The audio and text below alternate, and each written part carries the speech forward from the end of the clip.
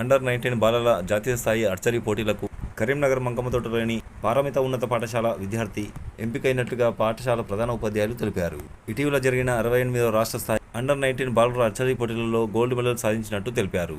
పారమిత పాఠశాల అధినేత డాక్టర్ ఈ ప్రసాదరావు గారు విద్యార్థిని అభినందించారు. వీరితో పాటుగా డైరెక్టర్లు పాల్గొన్నారు.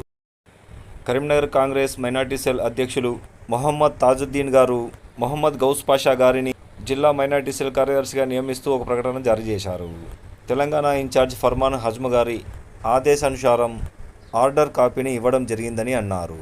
ఈ కార్యక్రమంలో జిల్లా కాంగ్రెస్ ప్రధాన కార్యదర్శి నెహాల్ అహ్మద్ గారు, మైనార్టీ సెల్ జిల్లా ఉపాధ్యక్షులు ఎండి కలీముద్దీన్ గారు, నగర కమిటీ ప్రధాన కార్యదర్శి ఎండి చాంద్ తదితరులు పాల్గొన్నారు. ఈ సందర్భంగా జిల్లా minority cell chairman Mohammed Tajuddin గారు మాట్లాడుతూ కాంగ్రెస్ ప్రభుత్వం చేపడుతున్న అభివృద్ధి సంక్షేమ పథకాలను ప్రజల్లోకి తీసుకెళ్లాలని సూచించారు.